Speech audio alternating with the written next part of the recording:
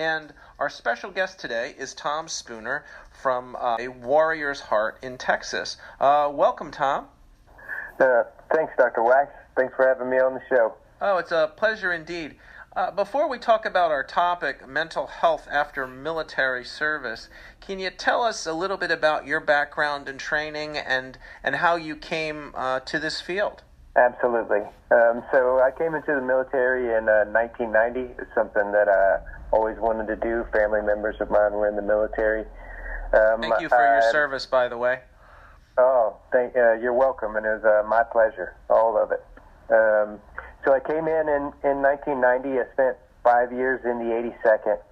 As soon as I came in, straight from the street, went from basic to advanced training and then to the Gulf War. So that was my first exposure into combat, in the military.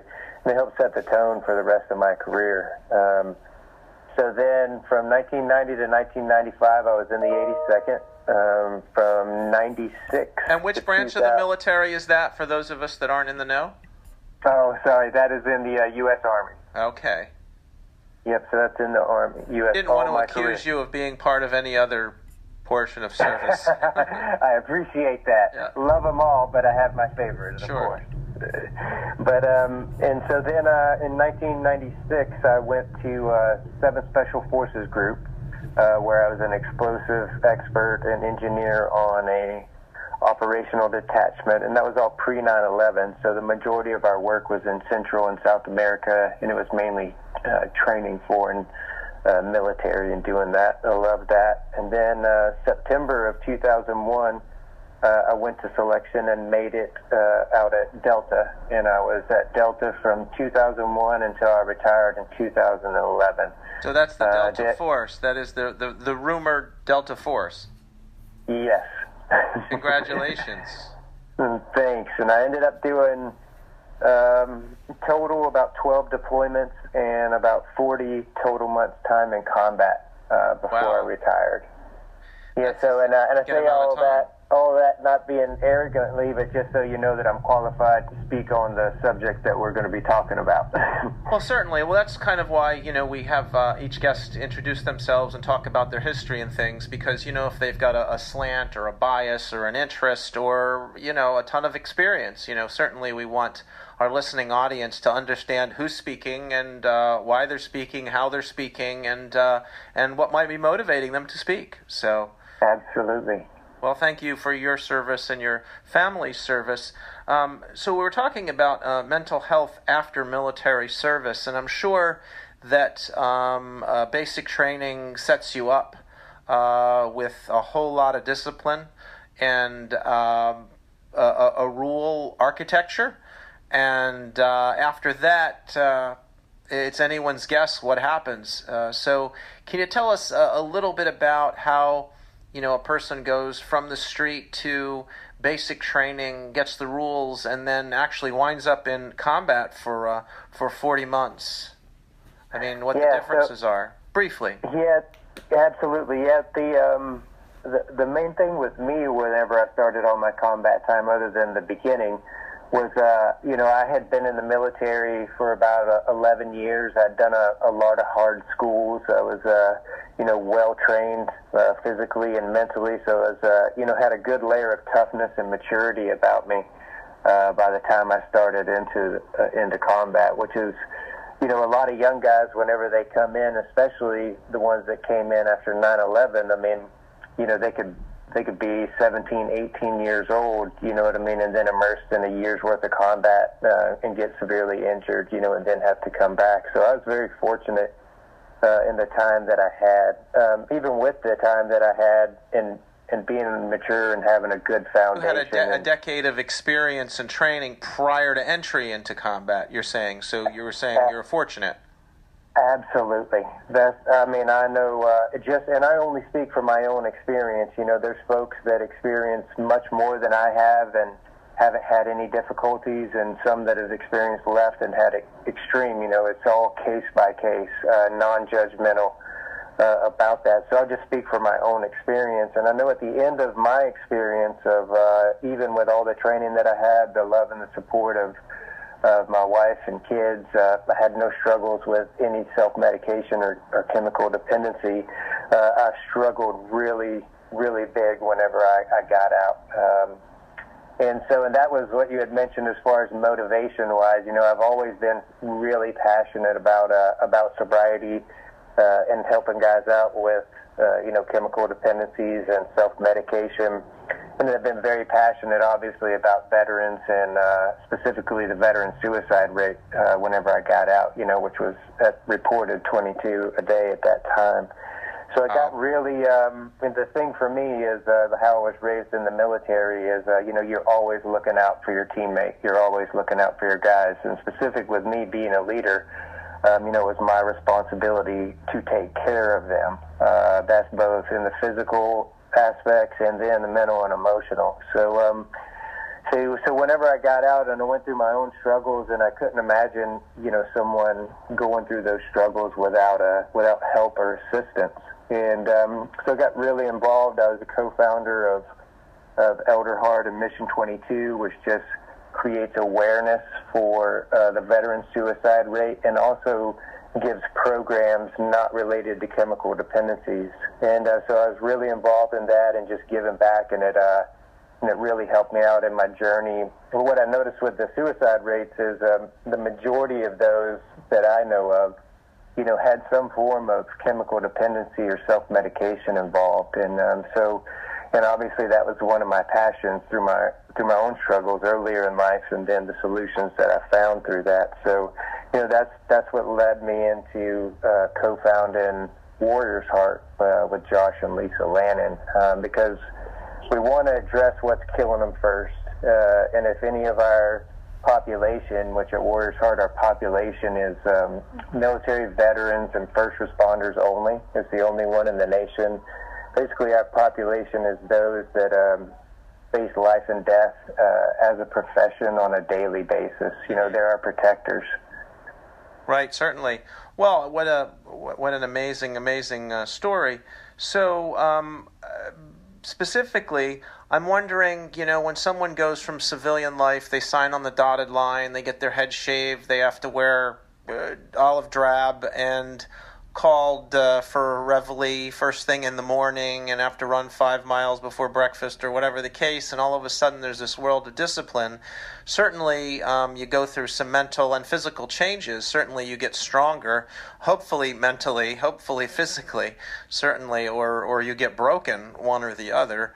And then to experience military service and finally combat. And literally, I don't think people realize how difficult combat is. Although there's a lot of high-tech stuff now and cool toys and GPS this and that, and a lot of mechanized sorts of things, that it's still, one man trying to kill another man and trying not to be killed in the process. And that is huge when it comes to physical and mental stressors. I don't know if there's words to describe what that's like. I don't have that feeling, but can you give us a few words for what that feels to be in a foxhole or to have a trigger or something in your hand where someone's trying to kill you and you're trying to defend you and your guys and you want to take him out? What does that feel like? Absolutely, and like you said, we can try to articulate what that is, what that feels like, and what happens during that. But just like you said, the military is designed, and I'm really glad that you said it, because most people won't say that. The military is designed for one thing and one thing only, and that's to kill the enemies of our country. That's just, it's harsh, but that is what it is for. Right. And, and they train individuals up, humans up to take human life, which is a huge, huge deal. And again, I'm just speaking from my own experience. I have no regrets in anything that I've done other than I wish that I could have done more. With that, the one thing that I know about combat, you have your mission, especially after 9/11, you had all the passion, all the different motivations for doing what needed to be done. Right. But the one thing that is not it's not that it's not accounted for, is not talked about, is that what combat actually does, one human being to another. And for me, and I speak for myself only, is what I found is that over time... From the moment of being under that stress of kill or be killed, you're a changed person, obviously, Absolutely. by your experience. So what are the negatives and potential positives, and what came out of that? Yeah, so and I guess they would be called negatives, but just as a result of the combat, what I found for me is that it ended, even though I believed in everything and unregrettable of anything that I've done, is it chipped away at my humanity. Just continuously going and doing, because like you said, combat is an experience that you can't experience anywhere else that I've experienced in my life. And so even though the cause is just and you would do it every time, all the time, the consequences of combat are age-old. It's not like anything in this conflict that we haven't seen in other conflicts where, and I love just using the history part of it, where if you go all the way back to the Civil War, they called it soldier's heart.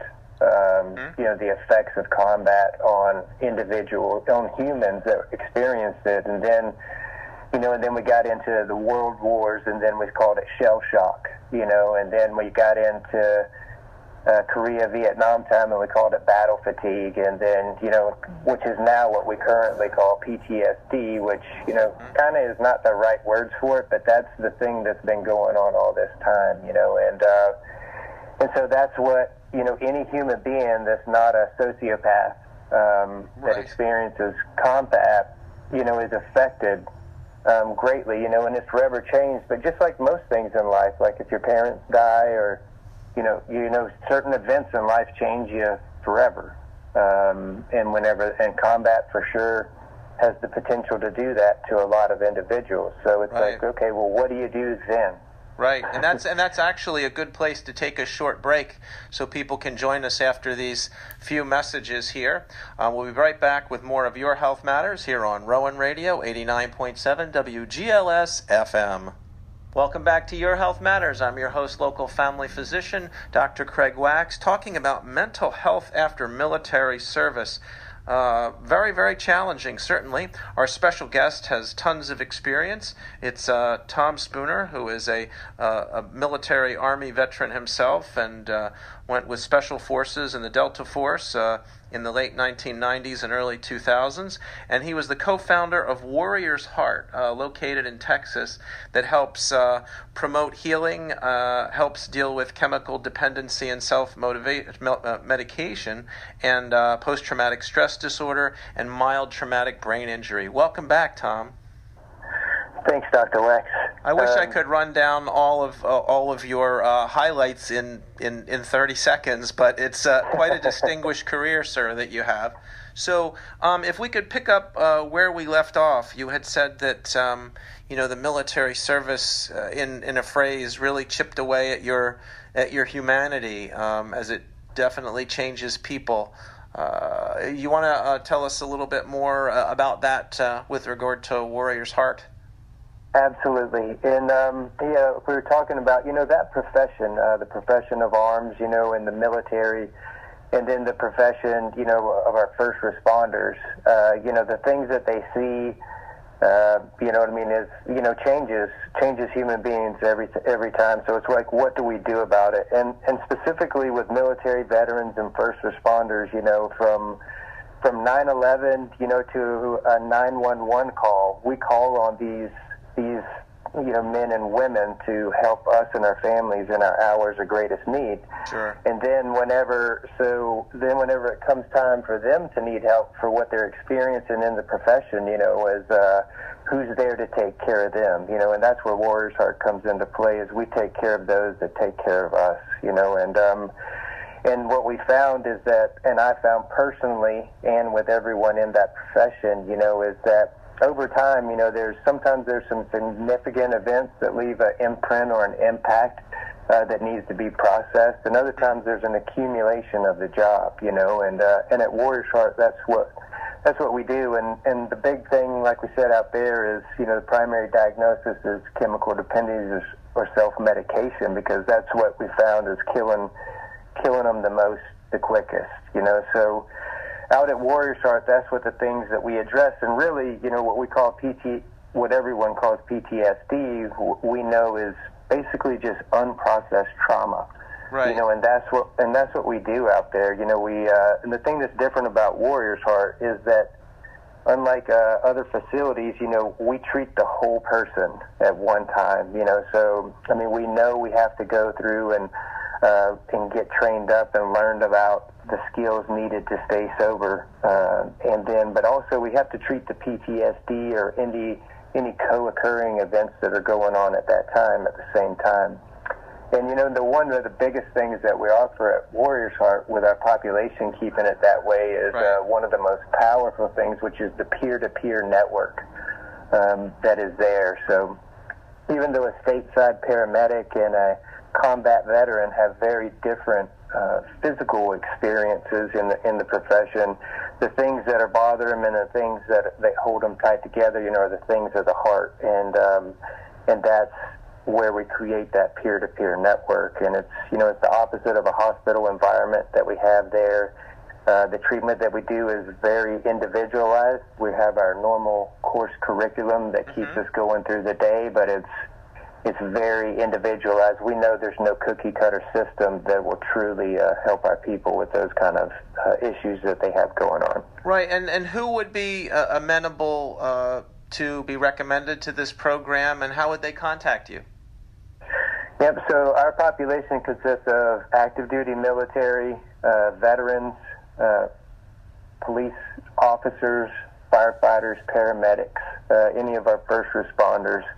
And they would contact us, through warriorsheart.com. And on warriorsheart.com, there's also, a hotline number on there where you can immediately talk to one of our people in admissions and get more information.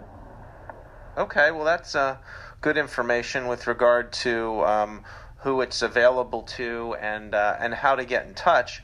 What other references would you recommend in the last few minutes of the show? What do you mean, references? Well, references with regard to the wonderful internet, which connects us all together for better, for worse, richer, poorer, and all of that stuff. With regard to dealing with mental health after military service and the complications that may bring. Yeah, one of the, obviously I'm going to speak strongly about Warriors Heart because, that's what we've done. Our primary care is the primary diagnosis with chemical dependencies, but we also, if we have folks that, don't fit for us, we also have the ability to recommend them out. And like we had said, it's at warriorsheart.com, and then also there's the hotline number, which is 888-475-3253. Very good. I don't know if there's one last message you'd like to leave the audience with at this point. The biggest thing that I would like to leave the entire audience with is, our military veterans and our first responders, they take care of us in our hours of greatest need, and when we need them the most. And the biggest thing that we're trying to do is, or that we are doing, is we take care of those that take care of us.